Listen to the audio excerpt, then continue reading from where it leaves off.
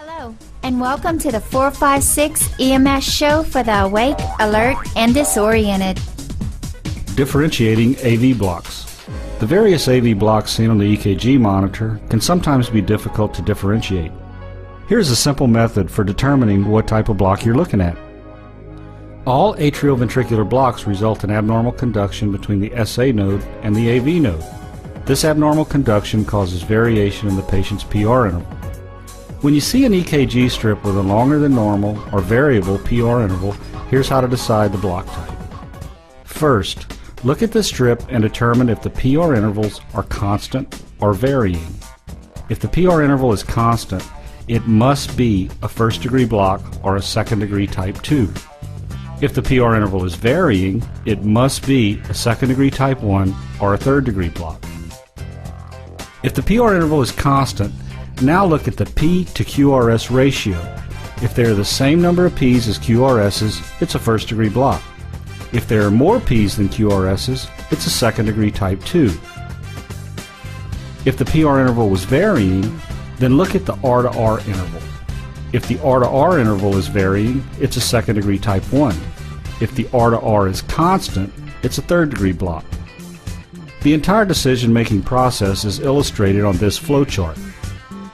First, assess the PR interval, and next, if constant, evaluate the P to QRS ratio. If variable, evaluate the R to R interval. And that's all there is to differentiating AV blocks. In this video, we will discuss three atrial ventricular blocks: second-degree heart block type 1, second-degree heart block type 2, and third-degree heart block. The full rhythm tutorial can be found at richacls.com. Here is the second-degree heart block type 1, also called Mobitz type 1 or Winky Buck. The unique characteristic of this normally benign block is a progressive lengthening of the PR interval until an atrial impulse is not conducted through the AV node. The problem is with the tissue in the AV node and is usually transient. An analogous situation, although a bit of a stretch, might be an 8 to 5 Monday through Friday worker. Monday the worker is fresh, Wednesday he's tired and can't do much work, Friday the worker is so tired he cannot do his job and has to go home, Monday he's fresh again and is able to do work.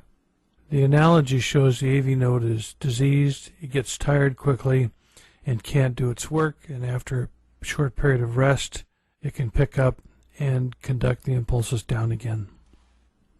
Other than the AV node needing an occasional rest, the conduction process is normal. Here is second-degree heart block type 2.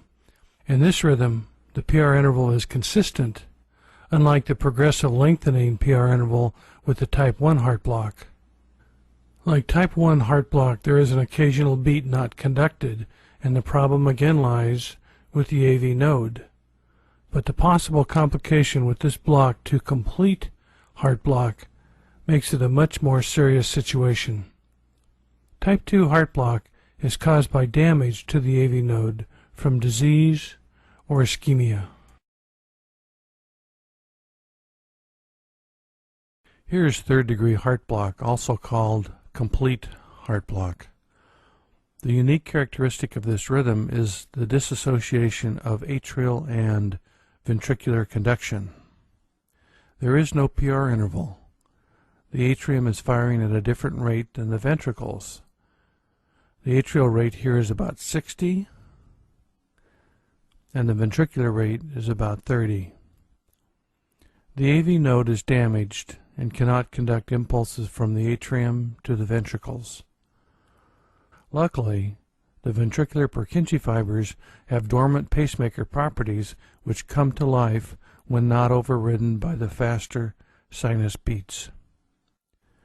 In this unique situation, there are two pacemakers firing simultaneously, the sinus node and the ventricular Purkinje fibers.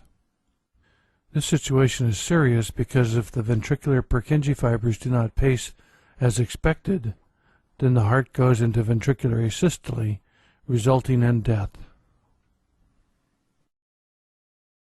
For more rhythm videos, type in Rich ACLS on the search bar.